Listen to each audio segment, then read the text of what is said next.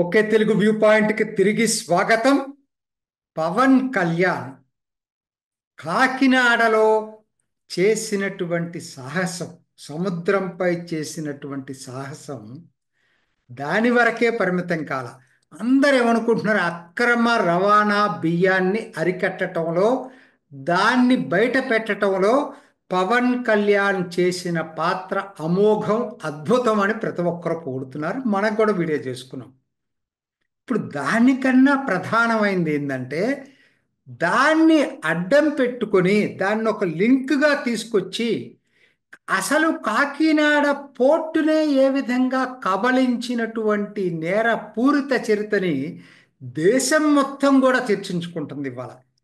కేవలం ఆంధ్ర కాదు, అక్రమ బియ్యం రవాణానే కాదు, అసలు జగన్ యొక్క వికృత రూపం ఎలా ఉంటుంది, అతని క్రిమినల్ మైండ్ సెట్ ఎలా ఉందనేది ఇవాళ దేశవ్యాప్త ఛానల్స్, ఆల్ ఇండియా ఛానల్స్ అన్నీ కూడా టెలికాస్ట్ చేస్తున్నాయి. దీనికి నిజంగా కారణం చెప్పాలంటే పవన్ కళ్యాణ్. ఆయన అక్కడికి వెళ్ళి కాకినాడ పోర్టు ఎవరిది, కాకినాడ పోర్టు ప్రైవేటు, దీని గురించి ఆ, అంటే నర్మగర్భంగా ఆ రోజే చెప్పాడు కాకినాడ పోర్టు విషయంలో. నెక్స్ట్ డే నాదెండ్ల మనోహర్ ఇది పెట్టి కూడా ప్రెస్ కాన్ఫరెన్స్ పెట్టి కూడా ఏ విధంగా కేవీ రావు దగ్గర నుంచి బలవంతంగా దీన్ని సంతకాలు పెట్టించారో నాదెండ్ల మనోహర్ బయట పెట్టాడు. అంటే ఇదంతా కూడా పవన్ కళ్యాణ్ ఒక గైడెన్స్లో జనసేన పార్టీ మొత్తాన్ని బయటికి లాగిందని చెప్పొచ్చు. ఇవాళ అది ఎలా అయిపోయిందంటే, అసలు ఇది పక్క ఆధారాలతోటి జగన్ ఆయన కోటరీని ఫిక్స్ చేసేసారు, ఇరికించినట్టే ఇవాళ. కానీ చదువుతుంటే చాలా దారుణంగా ఉంది. అంటే ఏదో సినిమా ఫక్కీల్లో జరిగింది ఇది, తేడా ఏం లేదు.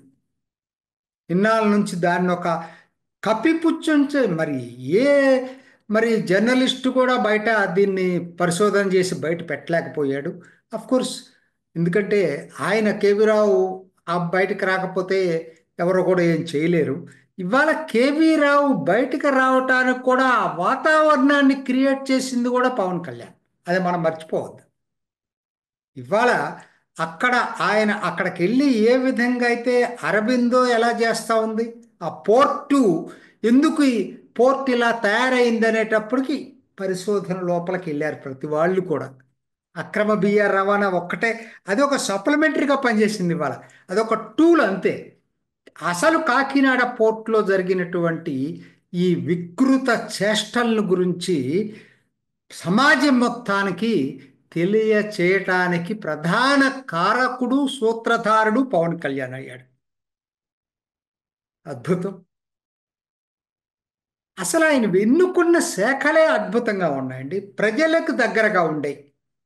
పంచాయతీ అంతకుముందు సర్పంచులతో సమావేశం వేసినప్పుడు మంగళగిరి ఆఫీసులో దాన్ని దృష్టిలో పెట్టుకొని ఈ పంచాయతీల సాధికారత కోసం ఆ పదవి తీసుకోవటం, గ్రామీణ అభివృద్ధి పదవి తీసుకోవటం, వాటికి వన్నె తెచ్చే విధంగా ఈ 6 నెలలు పనులు చేయటం, దాంతోపాటు జనసేనకి పౌర సరఫరాల శాఖను తీసుకోవటం, టూరిజాన్ని తీసుకోవటం, ఇవన్నీ కూడా చాలా వ్యూహాత్మకంగా జరిగిందని నాకైతే అనిపిస్తాను. మంచి చేయటం కోసం, సమాజానికి మంచి చేయటం కోసం తనకి ఇష్టమైనటువంటి శాఖలను తన పార్టీ అభ్యర్థుల ద్వారా చేయగలుగుతా ఉన్నాడు. ఎందుకంటే పౌర సరఫరాల ఆ శాఖ ఉంది కాబట్టే ఇవాళ అక్కడికి వెళ్ళగలిగారు, అక్రమ బియ్యం రవాణా పేరుతోటి. యాక్చువల్గా అదర్వైజ్ ఈయన శాఖ కాదు ఇది. అలా అలా వెళ్ళి ఆ లింక్ ఎస్టాబ్లిష్ చేసుకొని మిగతాదంతా ఒక బయటకు తీసుకురాగలిగారు.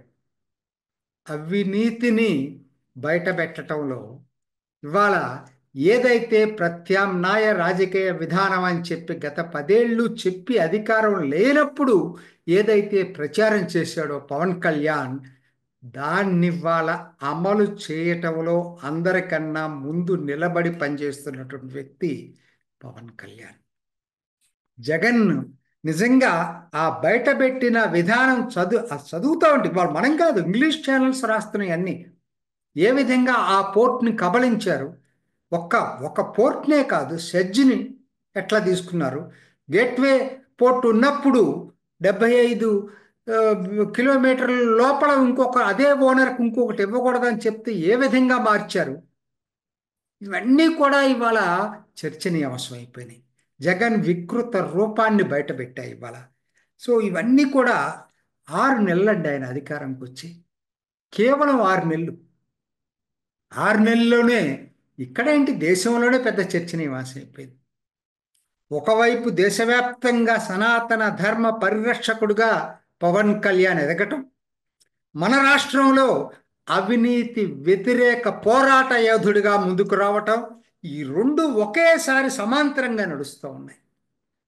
నా చిన్న సలహా ఏంటంటే, పవన్ కళ్యాణ్ అభిమానులు అనుకునేవాళ్ళు, శ్రేయోభిలాషులు అనుకునేవాళ్ళు ఏం చేస్తూ ఉన్నారంటే, ఆయన్ని ఒక్కసారి ఏదో యాంకర్ మన అచ్యుత నందగోపాల్ అన్నది కాబట్టి వీళ్ళు నెక్స్ట్ పిఎం పవన్ కళ్యాణ్ అను, లేకపోతే నెక్స్ట్ సీఎం పవన్ కళ్యాణ్ను ఇలా యూట్యూబ్లో చేయటం కానీ, సోషల్ మీడియాలో పెట్టడం కానీ ఆయన భవిష్యత్తుకి హాని చేసిన వాళ్ళు అవుతారు తప్పితే ఆయనకు మంచి చేసిన వాళ్ళు కారు. నేను చెప్తున్నా ఈరోజు. ఎందుకంటే 6 నెలలు ఆయన వచ్చి అధికారంలో, ఆయన ఈ 5 సంవత్సరాలు అధికారంలో ఉండనివ్వండి. ఎందుకంటే అధికారంలో ఉన్నప్పుడు చెప్పేటప్పుడు దానికి విలువ ఎక్కువ ఉంటుంది. చంద్రబాబు నాయుడు ఈ రోజే కాదు, ఆయనకి పవన్ కళ్యాణ్ లైఫ్ లైన్ ఇచ్చిందే పవన్ కళ్యాణ్. కానీ ఆ డిఫరెన్సెస్ రాకుండా చూసుకోవాల్సిన బాధ్యత అభిమానుల మీద ఉంది. అభిమానులు ఆయన్ని లేనిపోని దీన్ని ఇప్పటి నుంచే మొదలుపెట్టి అలా క్రియేట్ చేస్తే రెండో వాళ్ళకి అనుమానాలు రాకుండా ఉండాలి. ఎందుకు నేను ఈ మాట చెప్పాల్సి వస్తుందంటే, 6 నెలలే ఆయన అధికారంలోకి వచ్చింది. ఇంకా 4.5 సంవత్సరాలు ముఖ్యమంత్రిగా చేయనివ్వండి. అప్పుడేం జరుగుతుందో ఇప్పుడు ఎట్ట చెప్తాం. సో ఇటువంటి ప్రచారాలకు వెళ్ళద్దు. ఎందుకంటే దేశవ్యాప్తంగా ఇవాళ ప్రైమ్ మినిస్టర్ నెక్స్ట్ పిఎం అనేటువంటి ప్రచారం చేస్తే అది ఆయన భవిష్యత్తుని నాశనం చేసిన వాళ్ళు అవుతారు. మోడీ లాంటి యోధులు ఉన్నప్పుడు అక్కడ మనం అటువంటి ప్రచారాల్లోకి వెళ్ళొద్దు. బీజేపీ దేశవ్యాప్త పార్టీ, వాళ్ళు ఇవాళ పవన్ కళ్యాణ్ అంటే చాలా అభిమానిస్తున్నారు. ఒక్కరేంటి, దేశం అసలు వింటంటే ఆశ్చర్యంగా ఉంటుంది. ఒక్కొక్కరు మాట్లాడేది వింటంటే ట్విట్టర్లో చూడండి, దేశభక్తియుత పోస్టులు పెట్టే ప్రతి వాళ్ళు ఇవాళ పవన్ కళ్యాణ్ని ఆరాధిస్తున్నారు. Let it be continued. తొందరపడి అభిమానులు, శ్రేయోభిలాషులు తొందరపడి ఏవి పడితే ఈ వ్యాఖ్యానాలు చేయొద్దు. ఇది నా సలహా అభిమానులకు మాత్రం.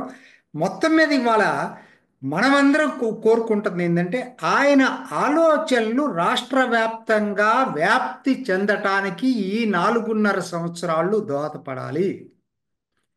జనసేన పార్టీ నిర్మాణం మిగతా ప్రాంతాలకు వేగంగా విస్తరించాలి. దానికి ఆయన ఈ వచ్చే 4.5 సంవత్సరాలు అధికారంలో ఇలానే సమర్థవంతంగా పనిచేసేటట్టుగా మనందరి తోడ్పాటు ఉండాలి. నైతిక మద్దతు మనం చేసేది ఏమి లేదు. ఆ దిశలో మీ ఆలోచనలు ఉండాలా, ఆ దిశలో మీ యూట్యూబ్లు ఉండాలా, ఆ దిశలో మీ సోషల్ మీడియా పోస్టింగ్స్ ఉండాలా. అంతేగాని పవన్ కళ్యాణ్ అభిమానులు అనే పేరుతోటి, శ్రేయోభిలాషులు అనే పేరుతోటి ఆయన భవిష్యత్తుకి బంధాలు వేయొద్దు. ఇది ఈనాటి ఓకే తెలుగు వ్యూ పాయింట్. ఇంకొక ఎపిసోడ్లో మళ్ళీ కలుసుకుందాం. నమస్తే. చూసారు కదండి, మరి ఈ వీడియో కనుక మీకు నచ్చినట్లయితే ఒక లైక్ కొట్టేసి మీ అభిప్రాయాన్ని కూడా కామెంట్ బాక్స్లో తెలియజేస్తూ ఇలాంటి ఇంట్రెస్టింగ్ అప్డేట్స్ కోసం మా ఛానల్ని సబ్స్క్రైబ్ చేసుకోండి.